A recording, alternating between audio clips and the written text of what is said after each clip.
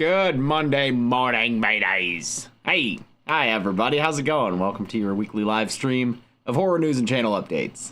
Shout out to Club Dead, being the first in the chat this morning. How y'all doing? Snowstorm means you can finally make it to a Dead Meat stream. Well, not a fan of the circumstances, but welcome anyway. Looks like our chat box is once again not functional. Strange, we had it working last week, but all right. It's 18 inches where you're from. Wow, you've got a Samson level of snow.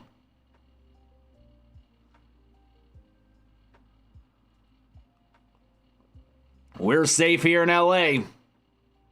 Nothing cold or snow about it. Nothing cold or snowy about it.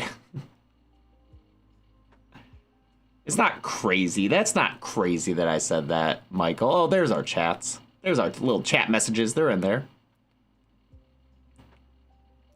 That's social media coordinator Michael in the chat, as per usual.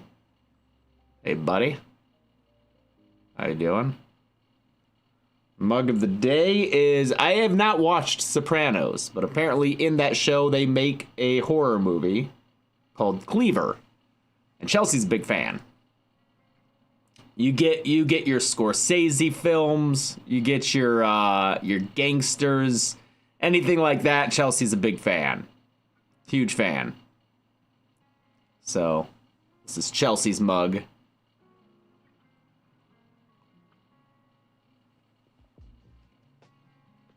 Well, welcome to your first stream. Drawing is fun for me.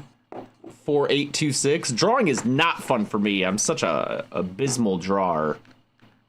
A horrible artist. But Chelsea likes to say that, fuck, what'd she say? That, like, a trend in art is for non-artists to draw things, and she thinks that I'm great for that purpose.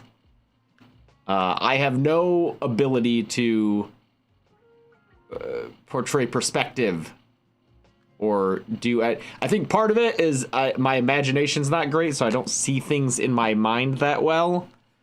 Isn't there the apple test where it's like picture an apple?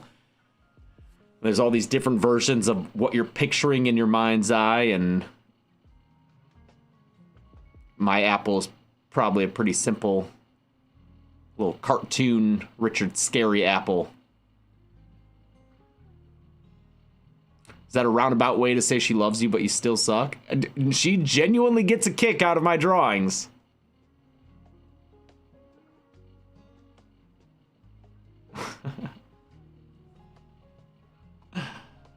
How bad is the audio on my mic? Is it noisy? Is it messy? Is it fuzzy?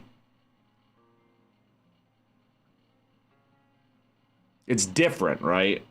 Than it used to be? Sounds fine? Okay. Okay.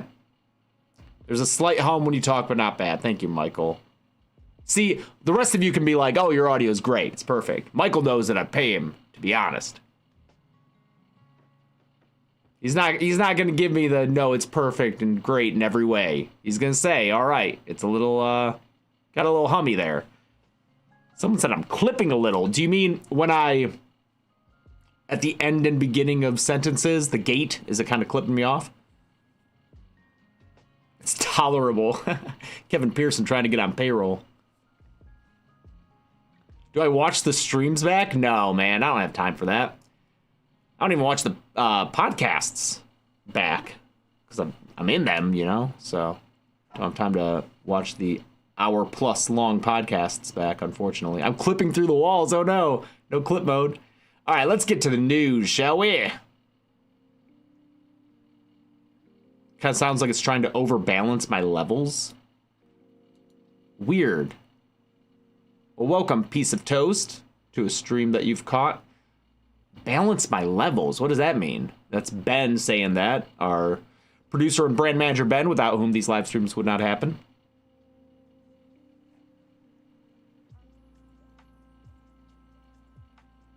Okay, well, I was rewatching one of your podcasts and I saw a goblin run across the screen. Do you have anything to say about that? Hey, listen, sometimes we can't get Molly to the groomer as often as we'd like, okay?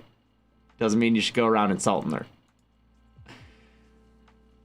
My highs and lows sound compressed to the middle. I don't know. Okay, well, we're just going to deal with it for now. Sinners smashes an Oscar record as horror sweeps the nominations. This is true. This is true. Oscar nominations were released last week. And much to, I think, everyone's surprise, Sinners has become the most nominated movie in Oscars history. This is shocking. 16 nominations. One of those nominations is for a new award, the Casting Award, which is the one that I hope Sinners wins. I don't have high hopes for Sinners winning a lot of the awards it's nominated for. Seems like One Battle After Another is the favorite for director and picture. Seems like Timmy is probably the favorite for actor. Got all these other favorites in other categories. I don't know what the betting is on the Casting Award, but I hope that Sinners gets that one, man. I really do. Because it's just such an ensemble piece where everyone in the cast is doing so well. There's not a weak link among them. You know, even Cornbread, such a minor character in comparison to the rest of the cast, is fantastic. So I really hope it gets the casting one. It would be cool for it to get score as well. And for I Lied to You to get Best Original Song. But I believe Golden from K-Pop Demon Hunters is the favorite for that one.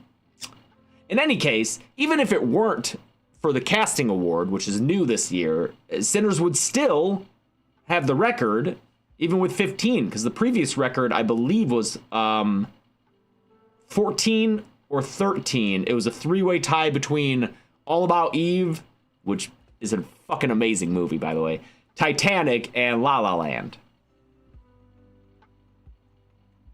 And those are different than the record for wins. There's another three-way tie for wins. Titanic is among them. I think Return of the King, and I forget the third one for wins. But Johnny Cashstan says it'll probably win screenplay, score, and casting. Cinematography could also happen. Well, you're saying that with some confidence, so I'll take your word. Anyway, I love this. Really happy for Sinners. It's my favorite horror movie of the year for sure. Absolutely. Huge fan of it. There are only a couple of movies of the year that compete with it for me. From 2025, we're saying. But it's not only Sinners that got nominated for stuff. Frankenstein got nominated for, I believe, 9 awards, right?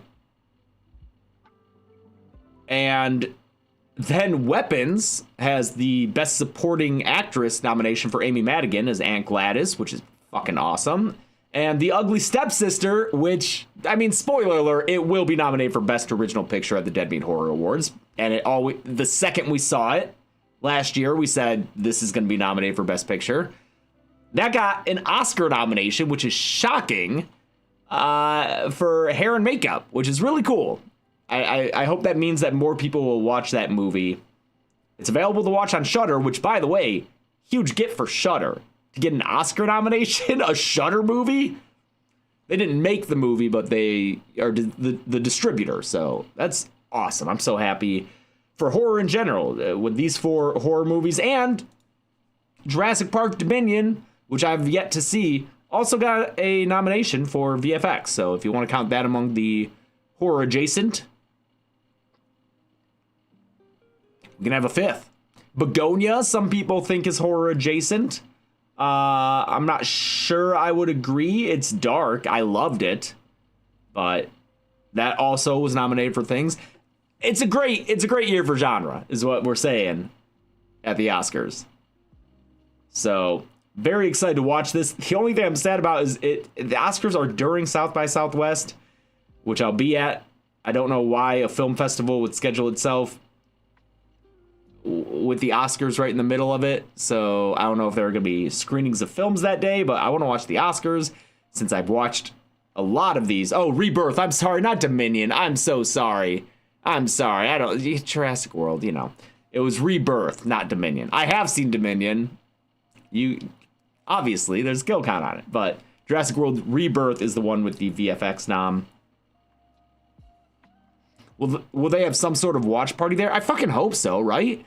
We're going to be surrounded by filmmakers and film lovers. It makes no sense to me that the Oscars are going to be taking place during a film festival, but hopefully there'll be a watch party. They've gotta. I don't want to fucking sit there in my hotel room, just me and Chelsea sitting there watching the Oscars by ourselves. There's gotta be a fun little watch party. Anyway, very cool. As always, you know, every year, if you're a movie fan or an Oscars follower, I'm sure there will be some disappointments every year, some snubs, and that's to be expected. But god damn it, the fact that The Testament of Anne Lee did not get a single nomination, I will go to my grave bemoaning that fact. I think it's complete bullshit. It was made by the same people who did The Brutalist, which was nominated for like fucking everything. The only difference is that between the husband and wife team who co-wrote both films, the husband directed The Brutalist and the wife directed The Testament of Anne Lee. Does that have something to do with it not getting any nominations? Maybe, I don't know. I know that Searchlight did a very poor job promoting it, but I'm just very upset about that, and I will complain about it until my dying day. Anne Lee is much weirder, that is fair, but the fact that no score, no cinematography, like F1, I haven't seen F1, so I'm kind of talking out of my ass there. Maybe F1's amazing, but getting that Best Picture nom instead of Anne Lee. And then I also have not seen Sang Sung Blues or whatever with Kate Hudson. Seems to be a little divisive, her nomination, but I know that Chase Infinity would probably have taken that 5th spot if it weren't for Kate Hudson for Best Leading Actress.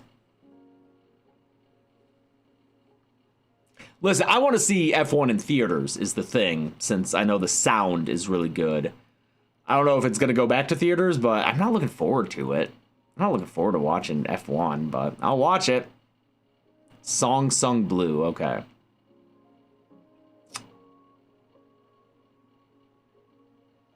Well, for anyone interested in a longer discussion about the Oscar nominations, make sure you're signed up for the Patreon at the $5 tier. Either in February or March, we'll do another Patreon podcast with me, Chelsea, and Gressel talking about all the Oscar movies. I don't know if that'll be before or after the Oscars, if we'll talk about our hopes, or we usually do it after the Oscars, right? We've done it a couple of years. Anyway, I love Anne Lee. Saw it in theaters for a second time 2 days ago. Chelsea and I brought 5 friends with us to see it. We blanked out, dude. We fucking blanked, dude. Not a single one of them liked it. Gressel angrily said, "That did nothing for me," as we stood outside the theater, and another friend said that watching it felt like they were in movie jail for 2 hours. So that's fine. It's always disappointing to find out that your friends don't have taste and that they can't appreciate beauty and art on a deep level. But maybe one day they will. They know not what they do, and I will pray for them still. This is The Testament of Anne Lee that I'm talking about. Might be my favorite movie of 2025. I play the soundtrack every day. I'm obsessed with it. It's fucking weird. It's fucking weird. It's fucking slow. So I'm mostly joking when I say stuff like that, but I also kind of mean it. It's a beautiful movie that I cried during the whole first hour for. So anyway, let's move on to Primitive War 2 is announced. I'm not familiar with Primitive War 1. Some Canadian girl knows. I won't even try to sing that one in that warbling high pitch of the old lady. Dinosaurs in Vietnam War? Reading this article, I felt crazy.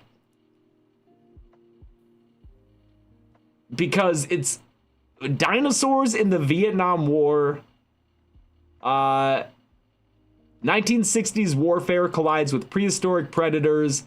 The sequel is a darker, more intense escalation and more grounded war epic, continuing the series' distinctive blend of military realism and survival horror. A U.S. platoon. There's competing kill zones, rival apex predators, and secret. This sounds like a fake movie. And the fact that it's a sequel to a movie that I have never heard of, or at least that I don't remember having heard of, I'm sure I have, just makes me feel fucking crazy.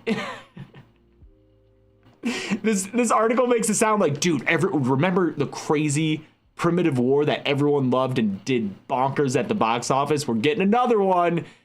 And the Cold War stuff that was introduced in the first one, gonna be explored more with the dinosaurs. I'm like, what? What? When did this happen? I don't know, but for any big fans of that first movie, here you go. People were talking about Primitive War last year, to be fair. Okay, I didn't hear it. I didn't hear the talk, or if I did, it has since left my brain. It just, I just feel crazy. I just feel crazy reading this article. There's a bird. There's just a big ass bird in the picture. Sure. It's in the works, so no release date on this, but I'm living under a rock. Living under a prehistoric rock, not knowing about these dinosaur Vietnam War movies, man.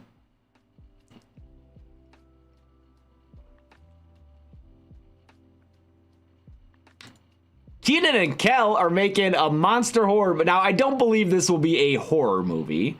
It is very much a Abbott and Costello style film, since it is Kenan and Kel meet Frankenstein. This sounds fun. Thanks, Jack. This sounds fun. Two delivery drivers whose routine drop-off takes a terrifying turn when they arrive at a creepy out-of-place castle and accidentally awaken Frankenstein's monster. It's an Abbott and Costello movie, but with Kenan and Kel. So that's fun. I didn't see Good Burger 2, which saw them reunite for a sequel to the beloved 90s film.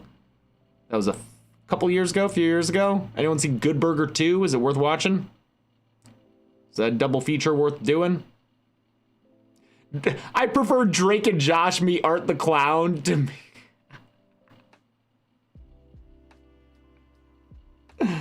Oh man, that'd be wild. I think Megan could take him though, right? I think Megan could take Art the Clown. I think that's when he meets his match. Damien, you want to put an end to the series? You want to move on, do something different? There's your film. Megan takes him out.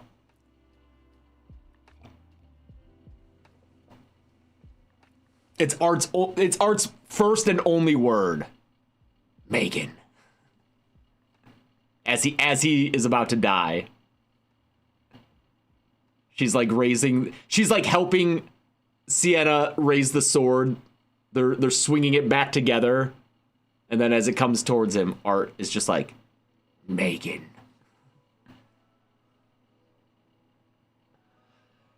Anyway, this will be fun little movie here. Kenan and Kel meet Frankenstein. I mean, hopefully that means I get to meet Kenan and Kel. Dead Meat meets Kenan and Kel meet Frankenstein. Since they'll have to do press for it, right? Oh yeah, I forgot that Kenan's company is rebooting Sleepaway Camp with the original writer-director. We'll see about that one. Best of luck with getting that one right. That feels like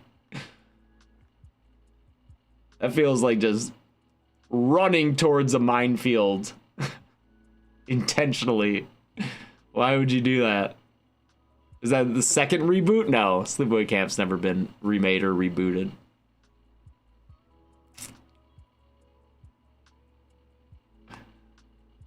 All right. Some casting news for the next Evil Dead movie by Francis Galuppi. Francis is awesome. his film Last Stop in Yuma County. If you haven't seen it, please check it out. It's very good. It's a thriller. Yep, this dude, I love him. I see him at events. I talk to him. I talk to his wife. She's lovely. I just want to hang out with them. They're fantastic people, very down to earth, very regular. He was a Scream Dreams guest on the podcast. Last Stop in Yuma County, fantastic thriller. Please check this out if you have not. This cast is real good. A lot of genre, just veterans in this cast. Some Flanagan crew people here. You got Barbara. She's in there. Jim Cummings. Very funny, very dark, very violent. 90-minute nice jam. Check this out. It's kind of Coen Brothers-esque. Kind of Tarantino-esque. It's in that wheelhouse of just violent crime thriller with a lot of humor to it. So please watch Last Stop in Yuma County, and then you will be excited for his new Evil Dead film coming out. Thank you, Hendrik Van. I appreciate that. His cast for this film, looking promising. I forget who Charlotte Hope is, but Jessica McNamee is in Mortal Kombat. That's Sonya Blade. Zach Gilford was in Midnight Mass. Ellen Newton, I just watched Dangerous Animals last night, actually. She was in that as the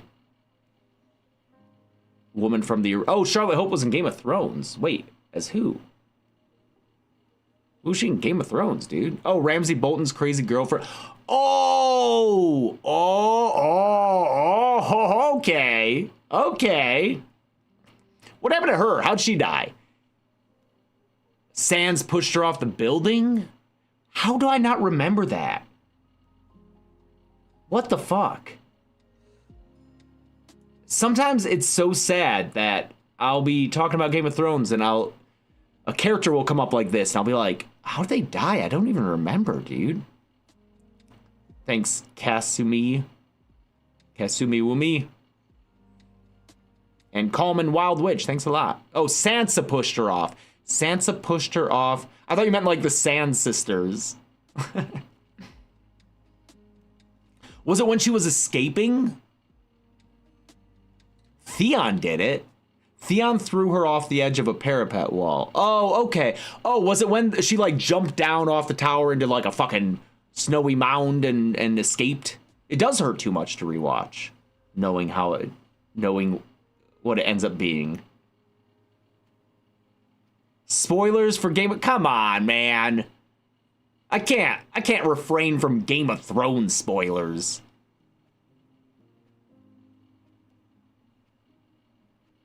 Okay. Well, anyway, I remember that character. Now that I am reminded of her existence, I remember that character being pretty well acted and good, right? I don't know. Anyway, it's another Evil Dead movie. This is not Evil Dead Burn. Evil Dead Burn is a different thing.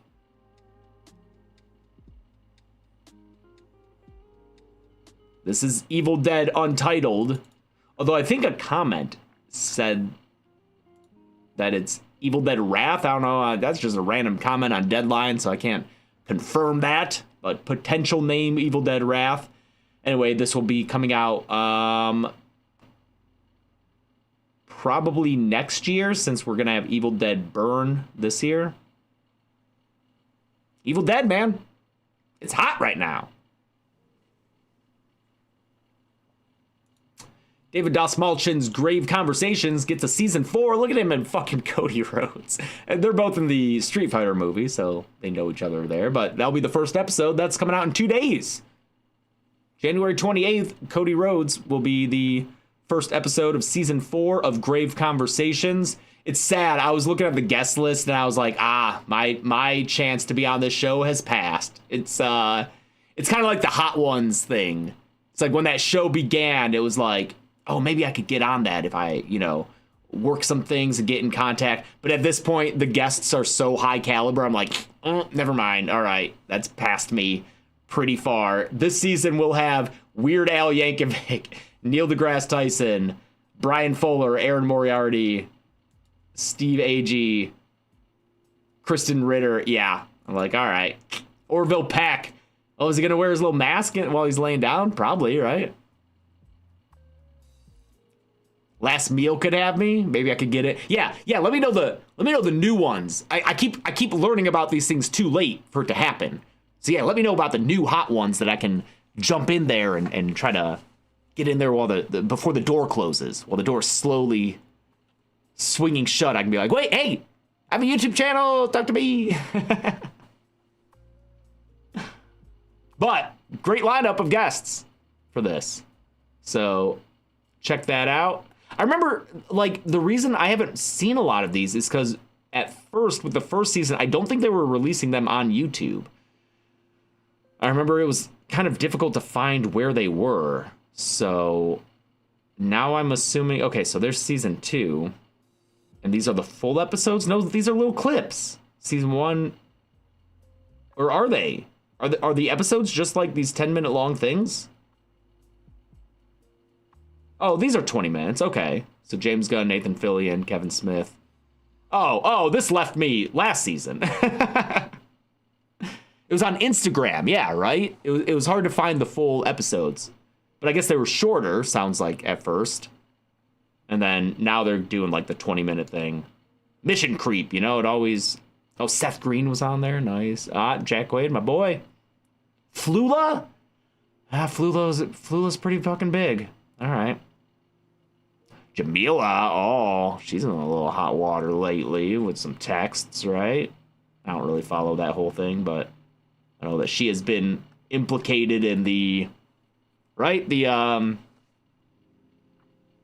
Justin Baldoni whole thing. So it's Jamila. Maybe when I hit 7 million subs. All right. Yeah, maybe. I'm close to that. Good to have goals. This disappointed me on Friday. Last week, during the Horror News and Channel Updates live stream, we discussed Duba Duba, a found footage film that was going to be released on Friday. But then Friday came and Duba Duba did not.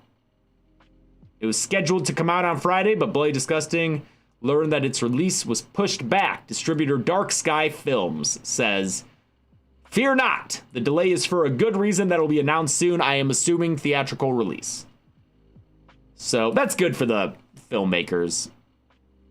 I really wanted to watch it, but I'll try to see it in theaters if it gets a release. I bet the buzz has just been building up so much that they're like, we could make a return with the theatrical release. So I hope that's the case. Have we, did we watch the trailer, or was I just down with it for vibes?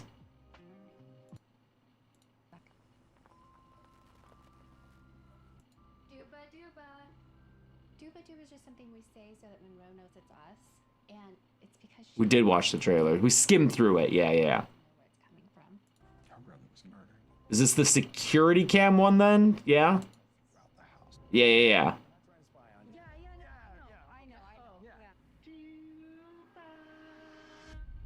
I know. I just love found footage, man.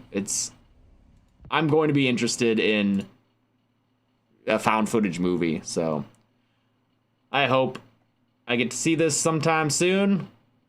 In theaters would be cool to support them. I was bummed that it didn't come out when it was scheduled to, but if it means a theatrical release, I'm happy for them. That's good.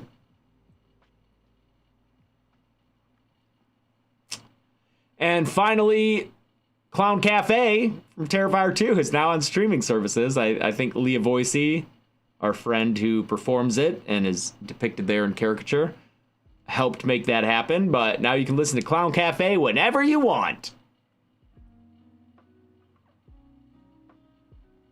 Fun little song. Got some artwork there. All right. Movies coming out this week. Grizzly Night. I love this. I read this description. On August 12th, 1967, in Montana's Glacier National Park, the unthinkable happened. On the same night, 9 miles apart, there were not one, but 2 fatal grizzly bear attacks. Is that the unthinkable? I'm like, that seems very thinkable to me, that there would be 2 grizzly bear attacks in one night. That seems reasonable to have occurred. Just statistically, I feel like that's probably possible to have happened. Oh yeah, good Jaws ripoff poster there. Big old bear. This got Brett Bessinger from Final Destination's Bloodlines. She was young Iris in the 1960s scenes. And Oded Fair from The Mummy, dude. So that's coming out this week, I guess. There you go. 1:30, January 30th. Worldbreaker, I don't know what this is. 5 years ago, a tear in the fabric of reality brought creatures to our world from an alternate dimension, bent on our destruction. A father hides his daughter on an island to keep her safe. Well, that sounds like it needs a budget, and I don't know if this movie has a budget, but there you go. Worldbreaker is also coming out on the 30th. There you go.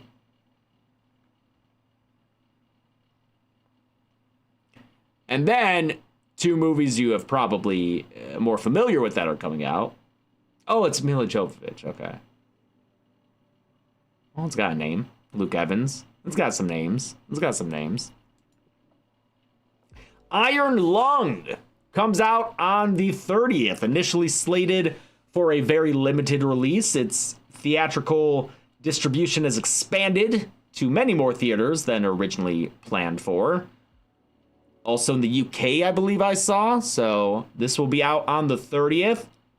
Time to see if a YouTube audience turns out, since I feel like Talk to Me and Bring Her Back, those were made by YouTubers, Raka Raka, but I feel like those weren't advertised as like Raka Raka's movies. They more so got by just based on the quality of the film itself, and I don't think it was banking on Raka Raka fans to be successful.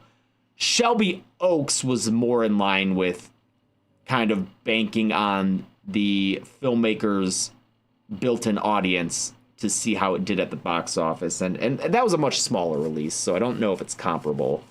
Iron Lung, I mean, Markiplier is huge. Stuckman was very popular and had a following, but Markiplier is an enormous YouTuber, and so this is kind of being, I don't know, this feels like almost a test pilot to see how it goes with a big YouTuber releasing a film that I would say is primarily being advertised as the YouTuber's film, you know? I think most of the marketing and appeal for people is that it is made by Markiplier. So we'll see how it does at the box office. If you show up and turn out for it, could mean good things for him. It's got to be terrifying for him, you know?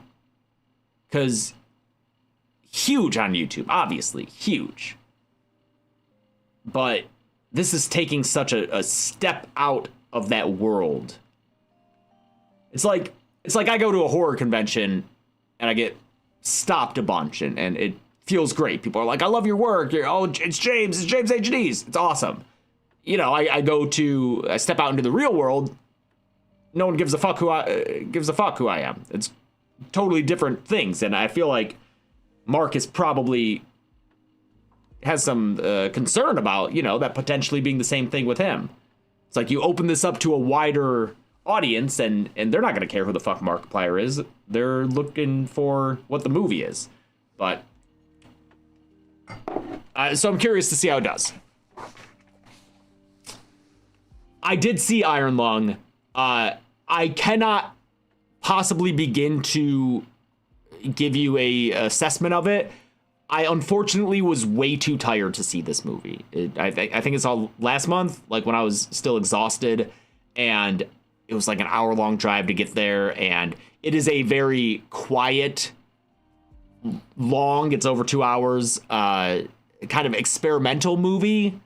So I was just unable to engage with it properly, and I need to see it again because I was just exhausted, guys. And it was the big comfy seats, and so it is absolutely impossible for me to give any kind of assessment other than Mark was a much better actor than I expected. I was like, oh wow, he cast himself as the lead in this movie where it's him on camera for this entire duration. That's pretty risky. I was impressed.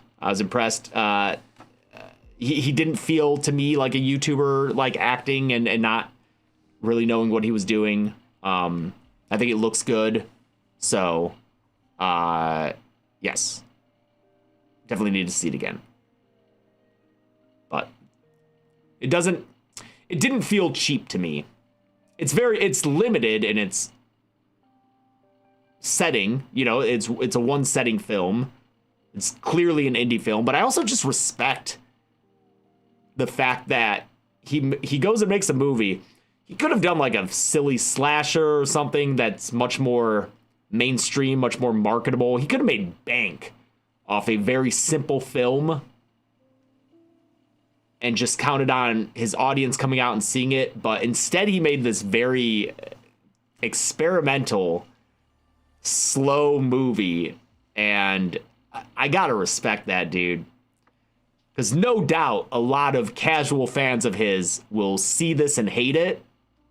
And that is not an indictment on the movie. That is just making a prediction based on taste and popular taste. So again, he could have probably made a lot more money doing something different, but he made this thing that he was passionate about, and I respect the fuck out of that. So go see it. Go check it out. Let me know what you think. Next week when we reconvene, we can discuss Iron Lung. Finally, Send Help is coming out. This is Sam Raimi's new film. I've seen this trailer so many fucking times because I've been going to the movies a lot lately, and it just feels like it plays every time. It feels like it plays twice every fucking time I go to the movies. So I'm sick of seeing this trailer. I'm excited to see the movie. I'm seeing it tonight, actually, at a screening hosted by Fangoria. So if you're there, feel free to say hi. And I'm really pumped to see it. It's Sam Raimi. I hear that it is disgusting and fluid filled. So right in line with Sam Raimi. And if you haven't seen the trailers, well, it's about two colleagues who become stranded on a desert island after a plane crash. And it's like douchebag boss and put upon worker. They really frump up Rachel McAdams in this movie, in the trailer. It's funny to see. It's not too disgusting and fluid filled, not really, says Steven. Huh. Which employee would I be most concerned to be stranded on an island with? Which dead meat employee? Most concerned?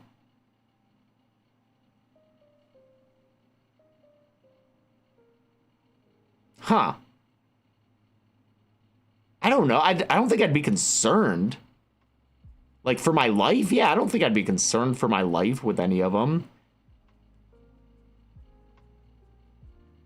Because, like, Ben is like... Ben's no bullshit when it comes to work. Ben will say the hard stuff without issue. He will combat and push back as he sees fit on creative ideas and stuff. But I think Ben is too empathetic to like, oh fuck, it's either me or you. I gotta kill and eat you. I don't think Ben would do that as assertive as he is with work, which I very much appreciate. Zoran would probably be thinking of his kid. Zoran would probably kill and eat me if it meant getting back to Phoenix and Megan. I guess Zoran is the one I'd be concerned about. Because you got the fucking, you know, you have one kid, and then all of a sudden everything's about that kid. You know, gotta keep this kid alive. Gotta get back to this kid to provide for him. That's how he would be, you know? You know, when people are like annoying like that. So I'd probably be killed and eaten by Zoran.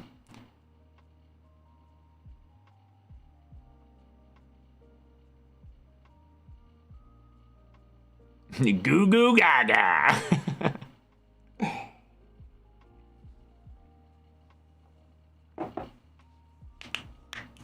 Ben said he likes to think he'd be able to keep both of us alive. I think so. I think between the two of us, we would manage all right, man. It's actually the entire team having to survive James. You want a raise? Time to earn it. Well, that's all we've got in terms of horror news. In terms of Dead Meat, we are continuing our rebuilding months. It's fantastic, by the way. Big thing happening this week, of course, is our Hoagie screening. Hoagie, presented by Dead Meat, going fast. Going fast. You can buy tickets to see Hoagie with us and the filmmaker here in Los Angeles, Eagle Rock specifically, at Vidiots. Just follow that link that Michael has posted in the chat. It's an Eventbrite link for only $17 plus probably some fees, some sales tax calculated at checkout. For a reasonable sum, you can come to Vidiots and watch Hoagie and then a Q&A with the filmmaker following the screening. You will hear all about how this came to be, and more importantly, why. Come see this very independent movie, and one of the most disgusting things I've ever seen. One Hoagie after another, baby. Come check it out. It'll be a good time. Tickets are going fast. It will probably end up sold out, which is, I hope, the case for Matt, who so passionately made fucking Hoagie, dude. Please come check it out. That is this Thursday evening. Thursday, January 29th, 7:30 p.m. Doors open at 6:30 p.m. Remember, parking at Vidiots is rough. It's the only thing I don't like about going to Vidiots is trying to park my car, so just keep that in mind. Come with enough time to drive around those blocks looking for a spot, or just do rideshare. That is probably the easiest thing to do. Don't park at Sprouts. It'll go bad for you. Is that based on personal experience, Ben? Did that happen? Did you get towed? Or just a ticket? Have you been towed in LA, dude? I was towed when I first got here. I think I got towed like twice in Hollywood. Go to an improv class, park at a place that I thought was safe. Wasn't. It'll tow you. They will towed. You've never been towed? Okay. You got ticketed and have had your car broken into. Got it.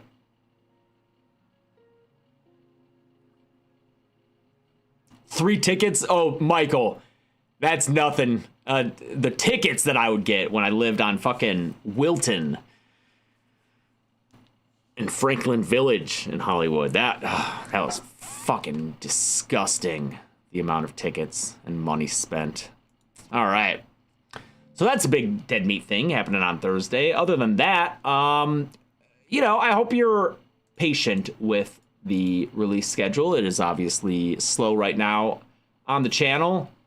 But it's, it is time well spent. Let me assure you, I've been busting out kill count scripts. Here's the thing, is we have movies that we want to cover on the kill count because we think that they will do well. And and have been requested. And then there are the movies that I just want to cover.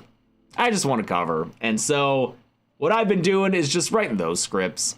They tend to be shorter scripts because they're simpler films, because that is what I would prefer to cover. But I've been knocking a bunch of those scripts out, and then I think what we'll do is just try to get those episodes made in the background, kind of, and then, you know, when it comes to October or whenever we're ready, we can be like, oh, now we can release kill counts more often because we have these kind of in the bank. So that's what I've been doing. Hard Eyes will be out on February 13th for our Valentine's Day episode. Very fun episode. Very fun movie. I really enjoyed Hard Eyes. Thought it was hilarious. Thought the kills were great. So be prepared for that on the 13th of February. And then later that month, on February 27th, there will be a Misery kill count in honor of Rob Reiner, who unfortunately, tragically was murdered late last year. Horrible situation, but fantastic filmmaker, gifted us many classics during his time on this earth, and Misery was one of them. Very good horror movie, so check that out if you haven't, based on a Stephen King novel, and the only movie based on a Stephen King novel to get an Oscar nomination, seeing as it was Kathy Bates's breakthrough role as Annie Wilkes, who is a horror Royal Rumble contestant, and if I recall correctly, wasn't she a runner-up? Didn't she almost win the Rumble? She did win the Oscar, yes. She won the Oscar for that performance.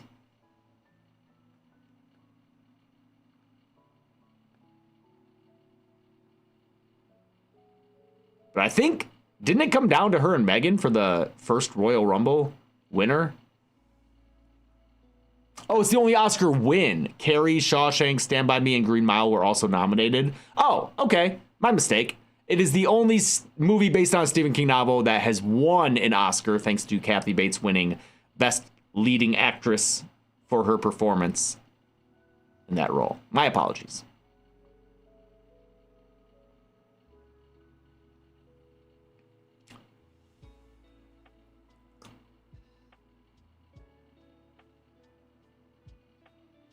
Royal Rumble.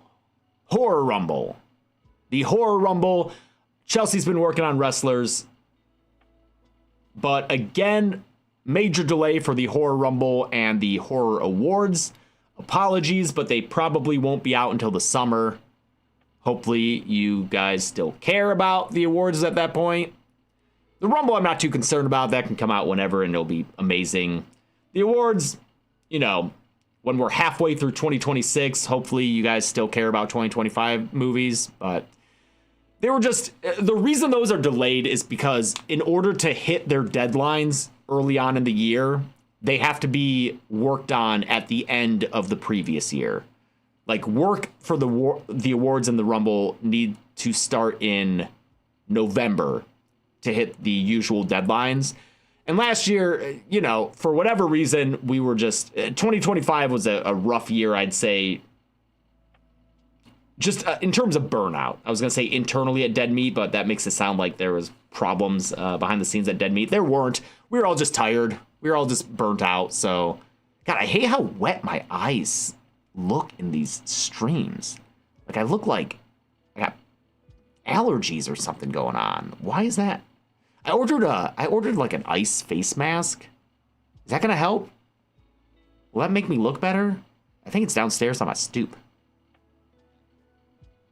Did I do that will that help me if I do that every morning? I don't wanna look old. My eyes are mesmerizing. No, they're not. They're just dark. I don't have nice eyes. Gressel has beautiful eyes. Thank you, King Olives. Appreciate it. I'm not familiar with who that is. All eyes are naturally wet.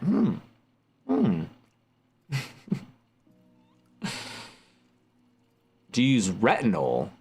If you don't want to look old, you should be using retinol. What the fuck is retinol? I use Proactive. That's my skincare routine. And thankfully, I've been doing it for like 10 years now. Retinol, a vitamin A derivative, is a top anti-aging ingredient that accelerates skin cell turnover, boosts collagen.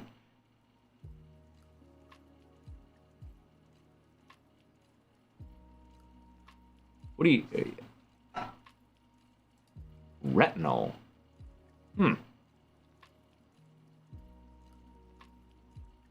Maybe I'll get some retinol.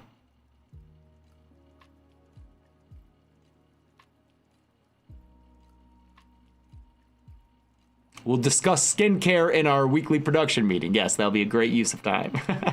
If you use retinol, you have to wear SPF. I mean, I already have to with Proactive.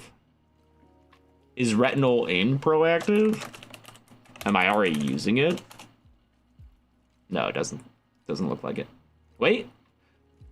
Proactive uses retinoids, but it uses adapalene. Adapalene?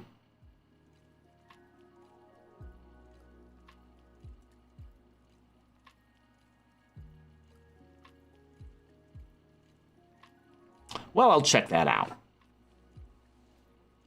Apparently the new trend is just rubbing beef tallow on your skin. That sounds like trolling, but it's not. I have heard.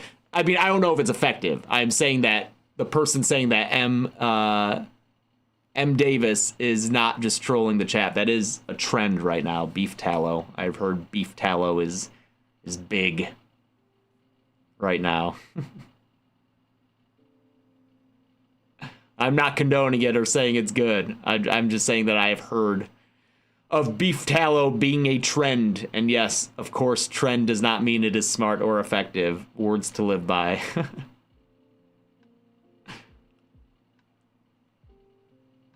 Cleaner, toner, serums, moisturizer, sunscreen. I don't have serums, but I do the rest of that. And again, I've been doing it for like 10 years, so I feel like that's helped.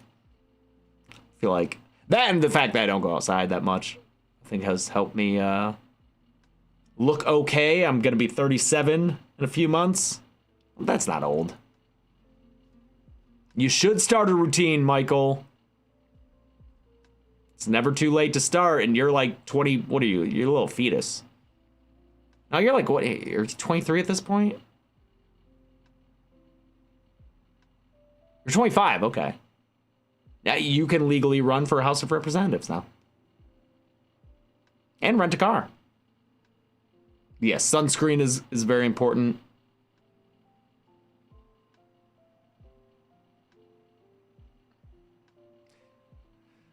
All right.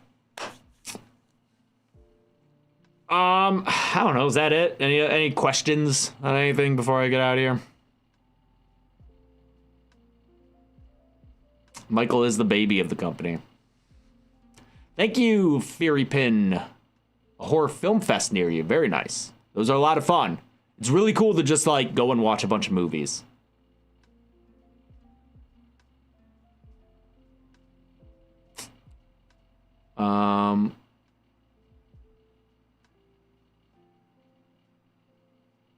What do I know when D&D will return? We recorded. We recorded an episode, so sometime soon, and we have the next one on the calendar. It's happening.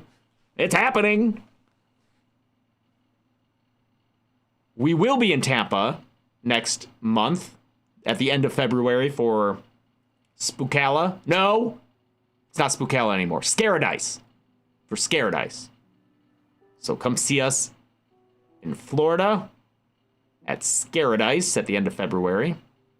Good lineup. Good lineup. I think they keep announcing more. What do you got?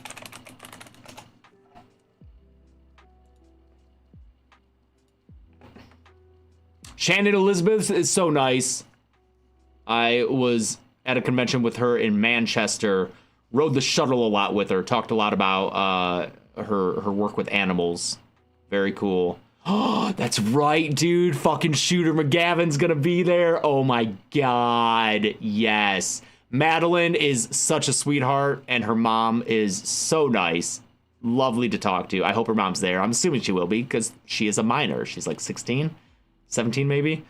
Anna, good friend Anna. Yes, this will be our first convention together. Oh man, this is gonna be fucking dope. Ruby is hilarious. Got to talk to her a little bit for Silent Night, Deadly Night. You can see that interview. She's great. Jeremy Davies, fucking based as hell, dude. Oh, I can't wait to see him, and he's gonna be pissed in a good way. Matt Lillard, Richard Harmon for, oh my god, Skeet. David oh my, Spencer. This is a fucking lineup, dog.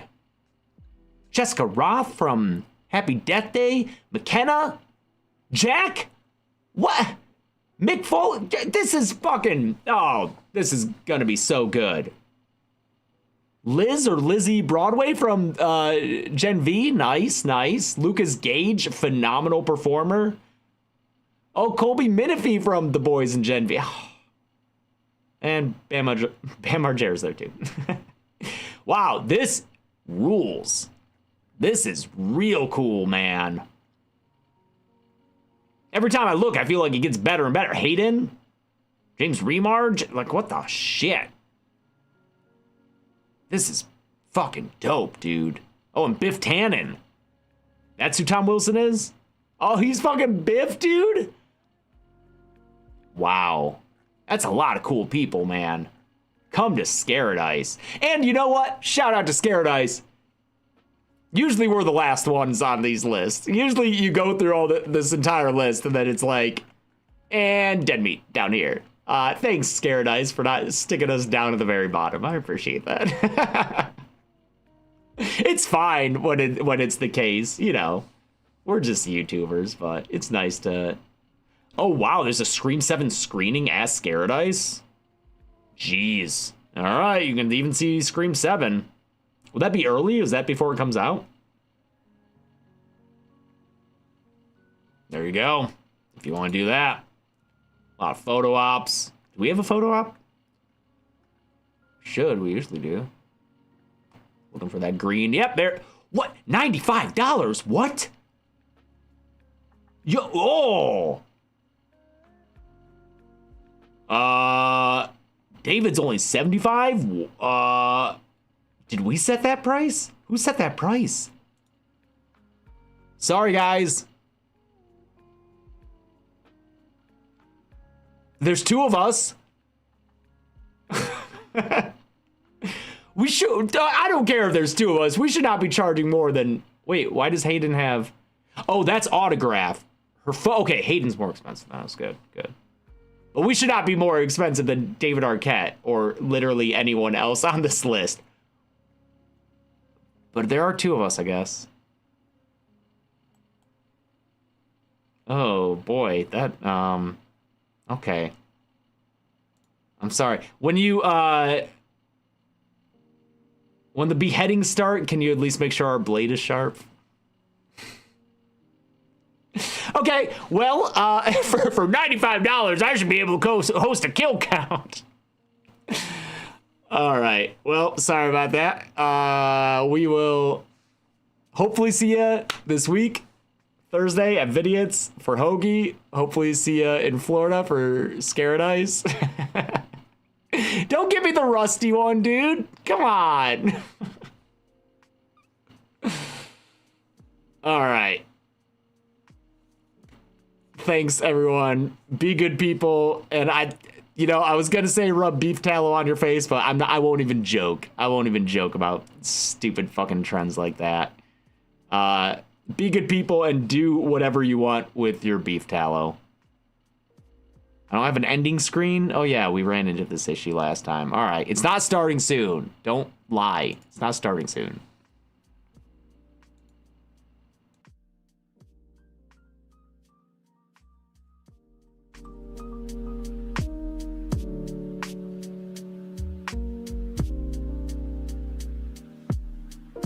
No, Haley, it's not starting soon.